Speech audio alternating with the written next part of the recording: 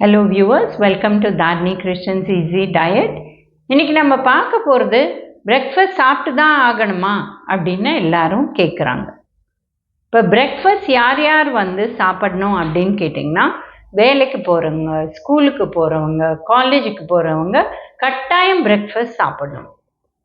இதே ஒரு 10:30 மணிக்கு, அதாவது பிரேக்ஃபாஸ்ட்டும் இல்லை லஞ்சும் இல்லை, அந்த மாதிரி ஒரு டைமில் நிறைய பேர் சாப்பிட்றாங்க. அந்த மாதிரி சாப்பிட்டா பிரேக்ஃபாஸ்ட் தேவையில்லை. அது பேர் பிரஞ்ச் அப்படின்னு சொல்கிறோம். பிரேக்ஃபாஸ்ட் அண்ட் லஞ்ச் அந்த மாதிரி ஒரு கம்பைண்டாக 10:30 மணிக்கு சாப்பிட்றது. பட் யார் 12:30 1 மணிக்கு தான் நீங்கள் பிரேக்ஃபாஸ்ட், அதாவது லஞ்ச் சாப்பிட போகிறீங்க, 12:30 1 2 கூட ஆகலாம் லஞ்ச் சாப்பிட, அந்த மாதிரி இருக்கிறவங்க கட்டாயம் பிரேக்ஃபாஸ்ட் சாப்பிடணும். இப்போ யாரெல்லாம் இன்டர்மீடியன்ட் ஃபாஸ்டிங் இருக்காங்களோ அவங்க எப்பவுமே கேட்குற கேள்வி, நாங்கள் பிரேக்ஃபாஸ்ட் ஸ்கிப் பண்ணிவிட்டு நாங்கள் லஞ்ச்லேருந்து ஆரம்பிக்கலாமா? இல்லை, டெஃபினட்டாக பிரேக்ஃபாஸ்ட்டில் ஆரம்பிக்கணும். இதுக்கு நிறைய ரிசர்ச் இருக்குது. ஃபஸ்ட்டு நம்ம லாங்கஸ்ட் டைம் சாப்பிடாத இருக்கிறது தூங்கிறது. அதனால் எழுந்து ஒரு 2 ஹவர்ஸ்க்குள்ளே எதாவது சாப்பிட்டுட்டு போனால் தான் அந்த 1:30 2 o'clock இல்லை 1 மணி வரலும் தாங்கும். இல்லைன்னா என்ன ஆகும்னா, ஒரு 10 11 மணிக்கு வயிறு பசிக்கிறது, என்ன கிடைக்குதோ சாப்பிட தோணும்.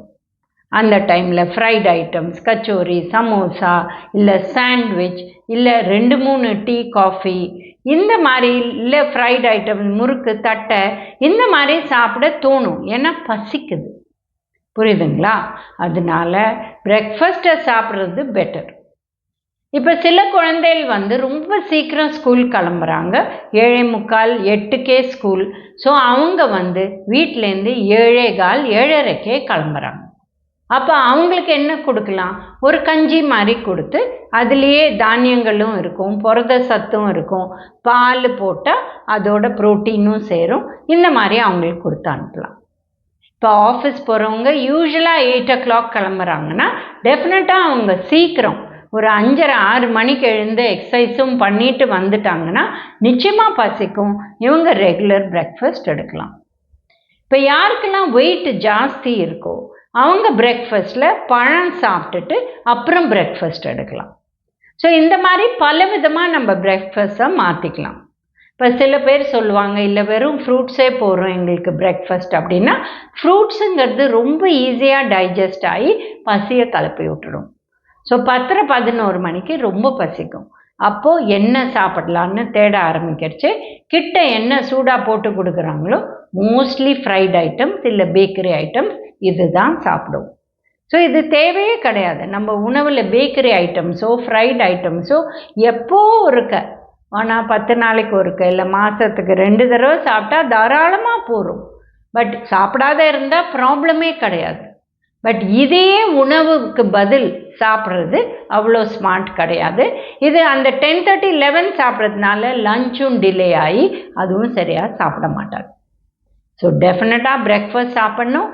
நம்ம காலையில் எழுந்து சாப்பிட்டோன்னா 1/3 ஆஃப் த கேலரிஸ் அந்த டைமில் கிடைக்குது.